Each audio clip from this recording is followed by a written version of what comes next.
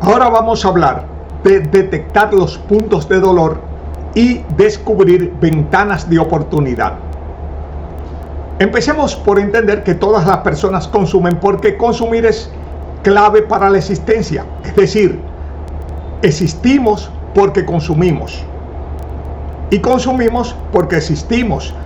Los seres humanos, desde consumir oxígeno, agua, alimentos, tenemos una cadena de consumo que es la que sostiene y mantiene la vida. Así que el consumo humano está motivado por fuerzas. Esas fuerzas son los impulsores de compra. Y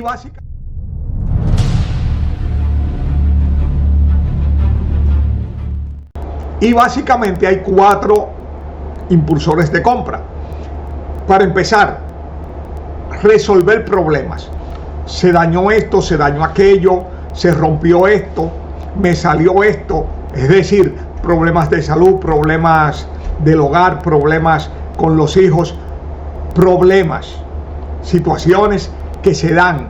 Y ese consumo es el consumo correctivo.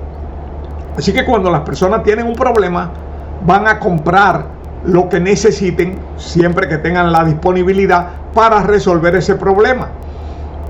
Segundo, necesidades, cubrir necesidades.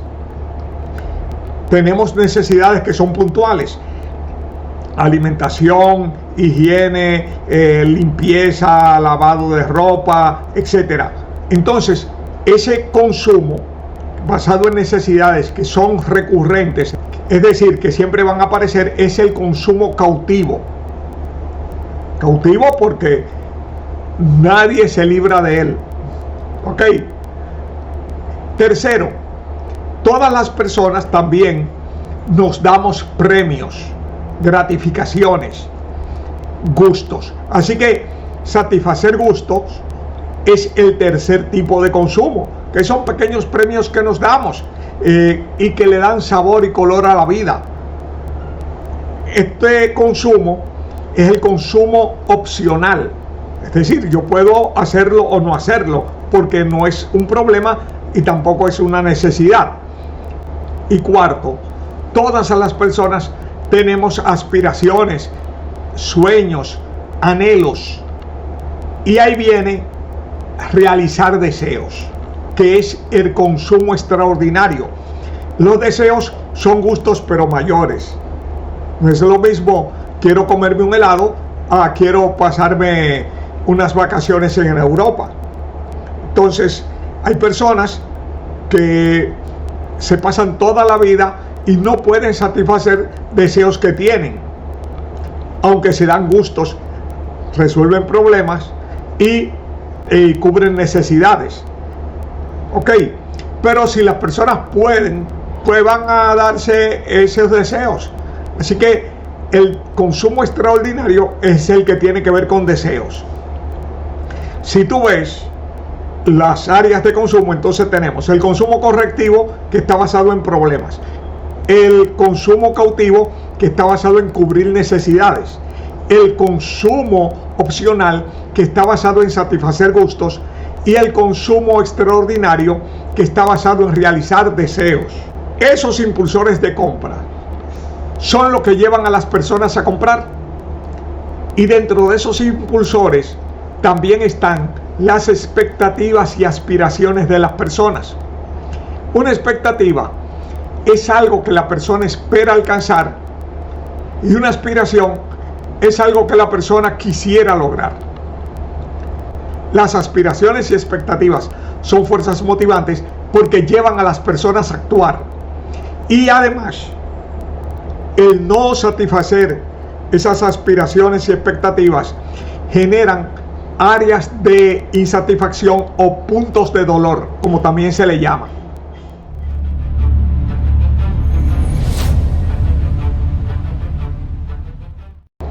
¿Qué es un punto de dolor? Y cuando hablamos de dolor, básicamente nos estamos refiriendo al dolor emocional, al dolor psicológico, más que al físico. Un punto de dolor es un área de frustración, de insatisfacción, de molestia psicológica para la persona que lo tiene. Ese dolor se origina en la diferencia entre cómo esa persona está y cómo ella quisiera estar, cómo ella siente que se ve y cómo ella quisiera verse, cómo ella se encuentra y cómo ella siente que merece o le complacería estar. Esa brecha entre su realidad y su aspiración genera un espacio de frustración, de insatisfacción y molestia psicológica, que es lo que llamamos punto de dolor. Es el choque entre sus expectativas y aspiraciones y la realidad.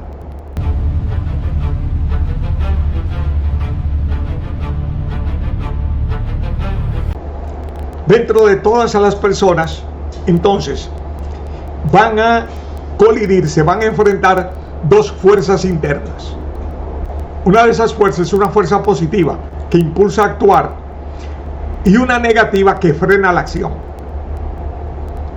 La persona va a sentir que quiere obtener eso que llenaría sus expectativas o sus aspiraciones, pero al mismo tiempo siente miedo de que no logre el resultado, de que sea más esfuerzo que logro, que pierda su dinero, que pierda su tiempo. Entonces hay una lucha interna, un conflicto interno entre una parte de esa persona que quiere satisfacer esa situación, resolverla, cubrirla, y otra parte que teme que el esfuerzo sea inútil.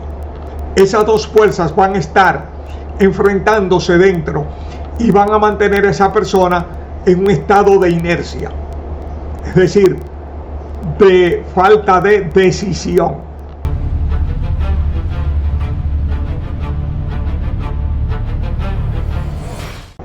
Ahí entonces podemos actuar de dos maneras. La primera es alimentando el impulsor, o sea, ayudando a la persona a que se vea como ella quiere estar, cómo quiere estar, cómo se va a sentir, qué va a experimentar. Alimentar esa parte que impulsa la acción y además en qué le perjudica si su situación actual se agrava.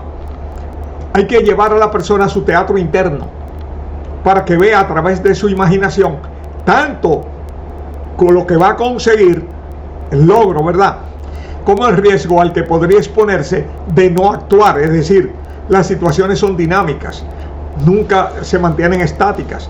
Si no se resuelve un problema, el problema se va a agravar. Y eso hay que hacerlo de la forma más vívida y sensorial posible. Es decir, que la persona experimente visualmente, sensorialmente, olfativamente, auditivamente, qué va a oír, qué va a sentir, qué va a ver. Es muy importante toda esa parte sensorial para que la persona se haga una representación interna lo más vívida posible, tanto del logro como del riesgo o peligro. O sea, lo que sucedería de no actuar.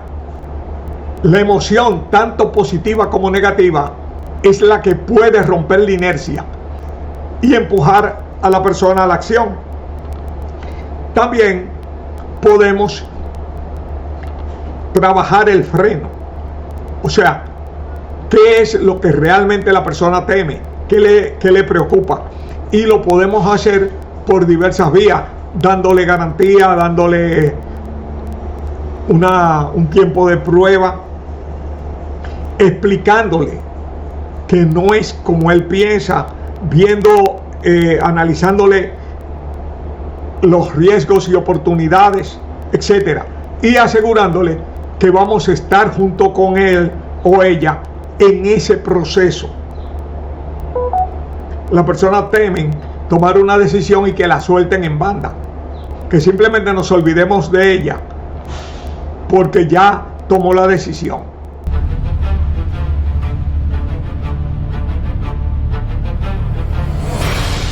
¿Cómo podemos detectar a partir de esos 4 impulsores que todas las personas tienen sin excepción? Es decir, lo tengo yo, lo tienes tú. No tienen que ser los mismos. No tiene que impulsarnos la misma cosa, pero sí el mismo impulsor. Es decir, el problema tuyo no tiene que ser el mío, pero el resolver el problema es un impulsor común a ti y a mí. La necesidad tuya no tiene que ser la mía, pero cubrir una necesidad es común a ti y a mí. El gusto tuyo no tiene que ser el mío, pero satisfacer gustos es común a ti y a mí. Igual con los deseos.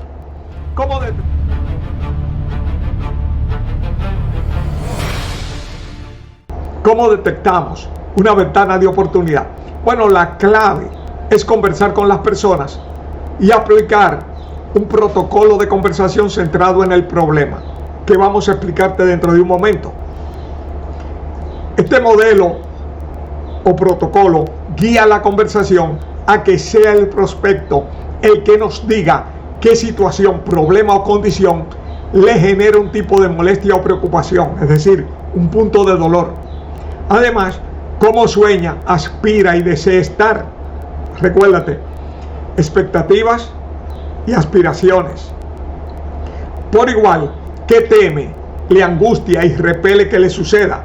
Las áreas de temor que también impulsan a actuar. Y también ver qué tan importante para él o para ella es ese tema y qué tan dispuesto está a conocer una posible solución. Conversar con las personas es el recurso.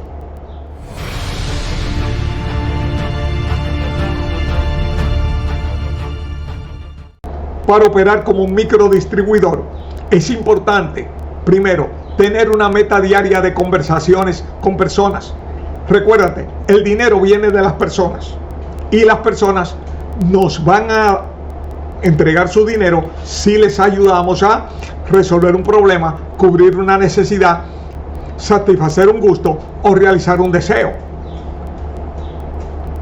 Las personas son las que tienen los problemas, necesidades, gustos y deseos. Nosotros no sabemos cuáles son, pero las personas nos lo pueden decir si conversamos con ellas.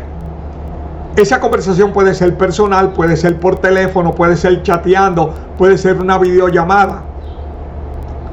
Ok. Y la meta es saludar personas, una cantidad que nos pongamos diariamente, e interesarnos en las personas. Para empezar, podemos aplicar, hablando con las personas, el método FORMA. Y FORMA es un acrónimo, es decir, que cada letra significa algo. La F es preguntar por la familia, los hijos, la pareja, los padres, etc. La O es cuando preguntamos por la ocupación, es decir, la profesión, el trabajo, en que está trabajando actualmente, qué está haciendo, etc. La R de forma es preguntar por sus hobbies, la recreación, las aficiones, los gustos, las cosas en las que invierte su tiempo libre. La M de forma es preguntar por una meta que quiere alcanzar, que quiere lograr, que está buscando conseguir en este momento.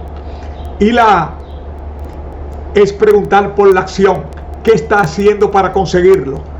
Como ves, Forma te da una guía para desarrollar una conversación centrada en la otra persona y a partir de crear un ambiente apropiado, es decir, fluido, donde se sienta conexión emocional y que la persona se exprese en confianza. En un momento dado, hacemos un giro de inflexión.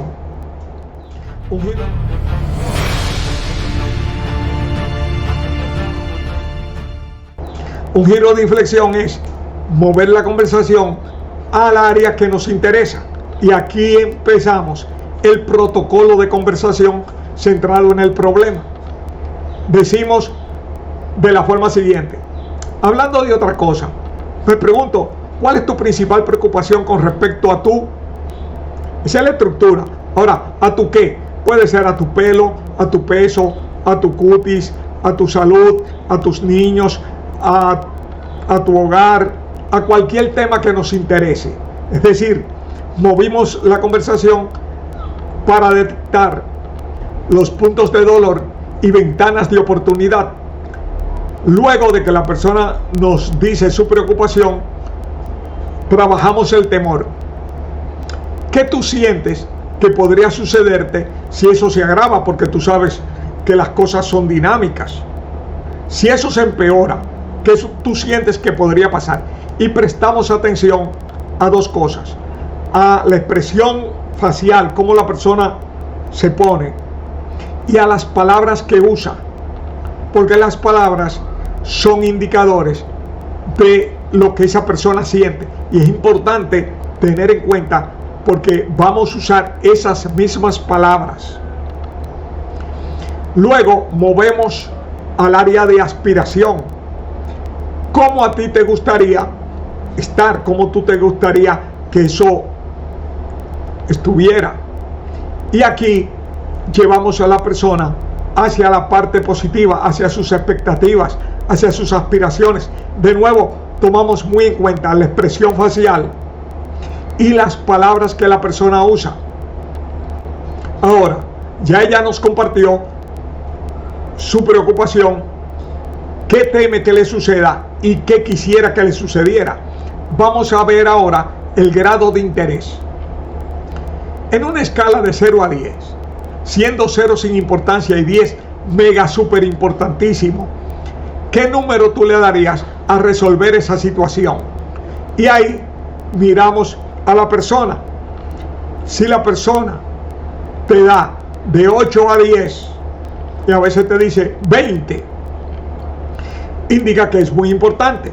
Si te da 7 o menos, indica que no es tan importante.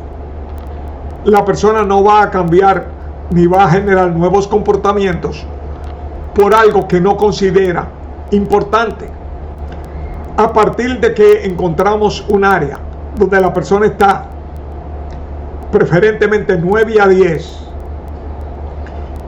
hacemos la pregunta de permiso.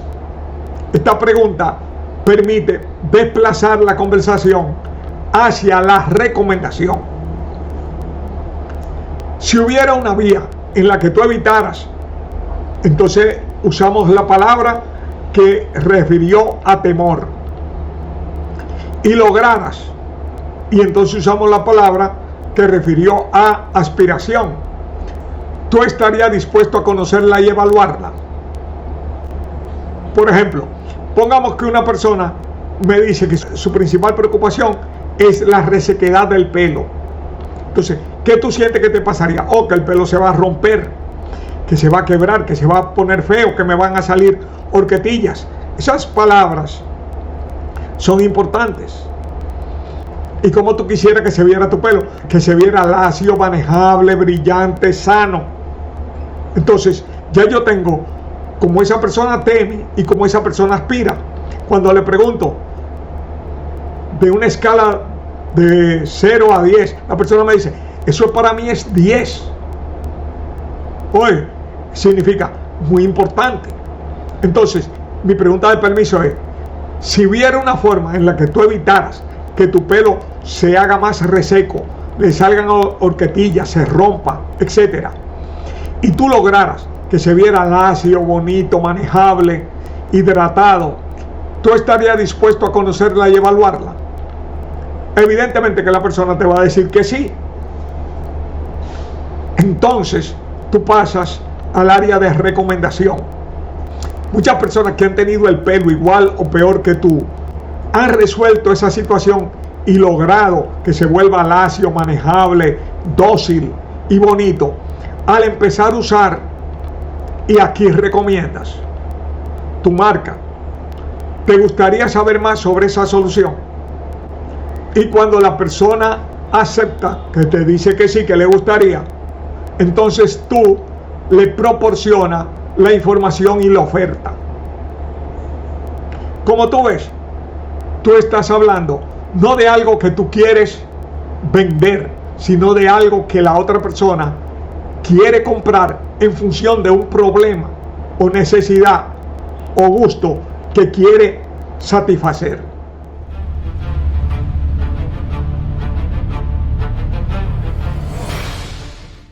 Ahora, a partir de que tú haces tu propuesta, eso no significa que esa persona en ese momento tenga el dinero o la urgencia de actuar. De ahí que el seguimiento es el secreto de cerrar un pedido. Habrán casos en que la persona pida de inmediato, pero en muchos otros casos la persona va a empezar su lucha interna. Una parte de ella que quiere resolver la situación y otra parte que teme actuar y teme decidirse. ¿Cómo rompemos ese impasse, esa situación de estancamiento? Alimentando tanto lo que la persona teme, como asegurando y garantizando el resultado y reduciendo los frenos. Recuérdate además que los problemas trabajan para nosotros, porque los problemas son dinámicos. Así que cuando la persona sienta que su condición empeora, inmediatamente nos va a contactar. ¿Cuál es la clave? Mantenernos cerca y disponible para que cuando la persona quiera pedir, nos encuentre.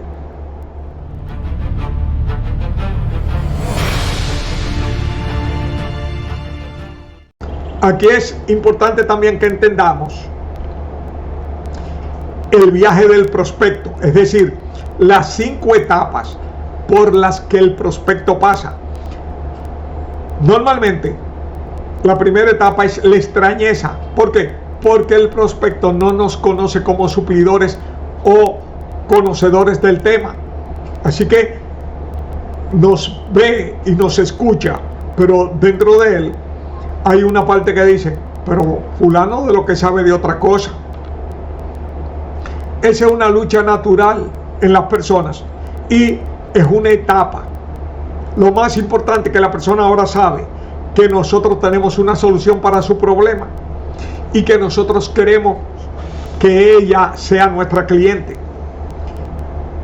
Entonces la persona va a empezar su lucha interna. Recuérdate, la fuerza interna que lo mueve a tomar una decisión contra la fuerza que lo frena de tomar esa decisión. Esa es la parte que se llama resistencia. Y normalmente vemos que la persona no nos responde o nos evade a hablar sobre el tema. ¿Por qué? Porque está viviendo su lucha interna entre esas dos fuerzas. Esa es una etapa que no podemos acelerar ni festinar. Cada persona la va a vivir. En la medida en que vamos ganando confianza frente a la otra persona, porque le estamos compartiendo información, le estamos respetando su proceso y le estamos recordando que estamos ahí, se empieza a generar la tercera etapa, la curiosidad. Es decir, la parte motivada busca información. Mira, tú que hablas de eso, si tal cosa sucede, ¿qué es bueno? ¿Qué es bueno? ¿Y cómo es que hace eso? ¿Qué es lo que tiene?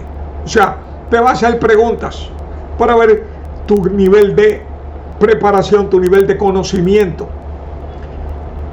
Quieres sentir que tú realmente sabes de lo que estás hablando. Cuarto, viene la etapa de evaluación. En este momento, la parte motivada quiere convencerse de actuar y te va a preguntar por precios. Recuérdate que la parte negativa quiere coger el precio como una excusa para no tomar la decisión. Así que es muy importante ahí tú tener idea cuánto cuesta el daño que te estás provocando, cómo te está afectando en tu imagen, cómo te está afectando en tu salud, cómo te está afectando en tu calidad de vida, cómo está afectándote en tu nivel de satisfacción personal. Y además mostrar a través del costo por uso y otros recursos cómo realmente la solución es la más conveniente a nivel económico. Y la quinta etapa es la activación. La activación se da cuando el agravamiento de la condición o cualquier otro factor ya impulsa a la parte positiva y se decide actuar. Nuestra tarea es entender ese proceso y acompañar a la persona en ese viaje de 5 etapas. Unas las van a dar más rápido, otras las van a dar más lento, pero esas 5 etapas las viven todas las personas.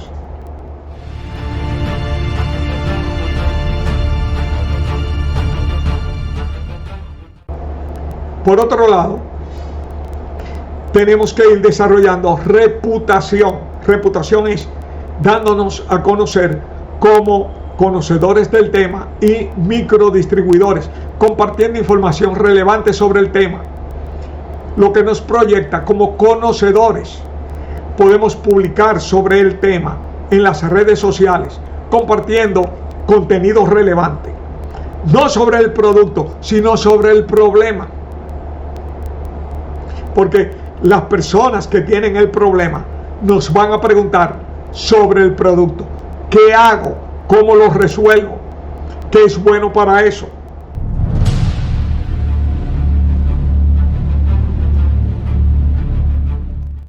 La Escuela de Negocios de Harvard, precisamente, hablando del viaje del prospecto, evaluó que toma de 7 a 12 impactos efectivos el que se produzca un pedido. Es la ley de los 7 a 12 impactos efectivos. ¿Qué es un impacto efectivo? Una conversación personal, una llamada telefónica o un chateo en tiempo real.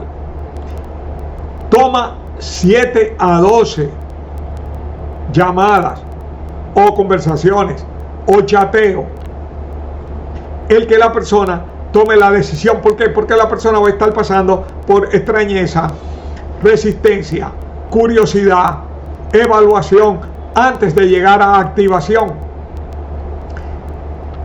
La clave de esto es el acompañamiento y el mantenernos cerca de la persona. De ahí la importancia de las conversaciones y no solamente hablar de productos, sino interesarnos. Recuerda el modelo forma en la familia, en la ocupación, en la recreación, en sus metas y en sus acciones, hasta que la persona sienta que está hablando con alguien que lo conoce y esté interesado realmente en ayudarlo a resolver la situación que tiene.